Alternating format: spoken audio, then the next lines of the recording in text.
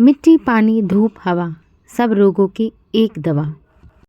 जब मैं छोटी बच्ची थी, बड़ी शरारत करती थी, रोज आइसक्रीम खाती थी, मम्मा को रात में रुलाती थी। जब मोटे मोटे खर्राटे दीदी को सताते, तब मम्मा मुझे की शिकायत किया करती थी। मेरी नाक खुल जाती थी और आइसक्रीम खाने के लिए मैं फिर तैयार हो जाती थी। मिट्टी और पानी, मम्मी के दो यार। Try this remedy.